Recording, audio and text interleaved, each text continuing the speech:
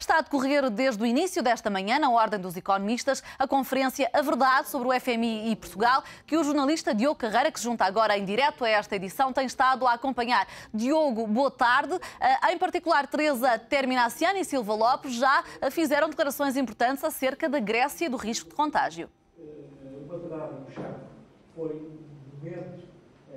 Este é um dia especial para este plano de ajuda a Portugal e então reuniram-se aqui vários especialistas para então perceber as diferenças entre os diferentes planos de ajuda a Portugal, nomeadamente do FMI nos anos 80 e este agora de 2011. Teresa Terminaciano veio aqui dar algumas indicações quais são os perigos que Portugal corre para não conseguir cumprir este plano, apesar de dizer que acredita que este plano vai ser cumprido. À cabeça está a questão da Grécia, numa altura que se fala do default da Grécia, e Teresa Terminaciano defende que a União Europeia deve continuar a ajudar a Grécia, mas que esta é uma decisão política, uma vez que estão em causa os impostos dos europeus, dos países europeus.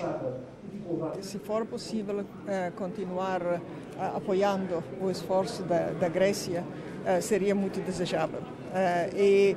Mas esta é uma decisão política, que não é simplesmente econômica, porque significa, no final, pôr dinheiro dos contribuintes dos países. Vai ser a receita do IVA que vai propiciar depois o desenvolvimento da... Alguns detalhes deste plano de ajuda de 2011 foram descritos aqui, nomeadamente a questão da taxa social única. Teresa Terminaciano tem algumas dúvidas e diz que a descida da taxa social única em 7 pontos percentuais deverá ser pensada e, uma vez que será difícil fazer este ajustamento, deverá ser, por exemplo, feito ao longo de vários anos. Eu acho que tem que fazer todos os exercícios de simulação e ver quais sejam as opções. Não é tal. Conhece a realidade portuguesa e percebe que isso não tem um efeito real, como se espera? Eu acho que vai ter efeitos reais, sem dúvida. O ponto é que vai necessitar medidas compensatórias fortes do lado do imposto de consumo. Silva Lopes também comentou o facto do risco da dívida do default da Grécia poder influenciar a concretização do plano português. A verdade é que Silva Lopes também considera que é preciso que a União Europeia apoie a Grécia. Eu acho que se houvesse vontade da União Europeia, podia-se fornecer mais fundos à Grécia para que isto não acontecesse.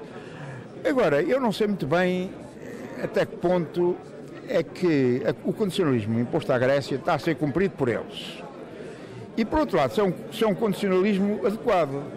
Uma coisa que me espanta é que a Grécia já teve este ano, parece que nos últimos 12 meses, uma descida do PIB de 7,3%.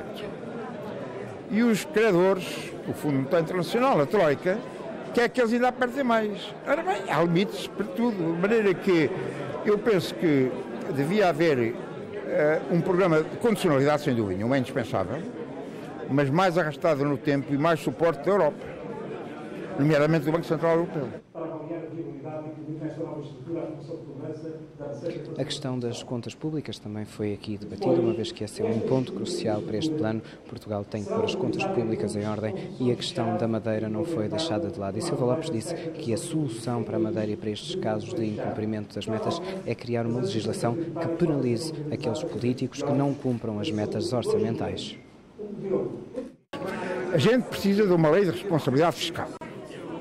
Precisamos de uma lei em que defina para cada entidade, seja um departamento do Estado, seja uma autarquia local, seja uma empresa pública, seja um governo regional, que defina limites para o endividamento.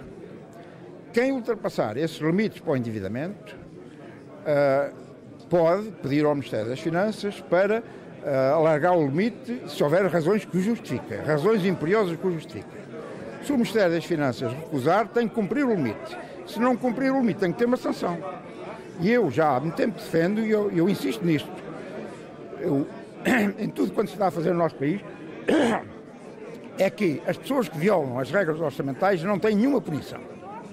E eu, por exemplo, para os políticos defendo que a punição deve ser a não reelegibilidade durante os anos, durante 10 anos ou coisa parecida. Se esta lei estivesse em vigor, se esta solução que eu proponho estivesse em vigor, há mais de 20 anos que o Presidente do Governo Regional da Madeira não era eleito. Uma outra solução, que essa é efetivamente mais fácil.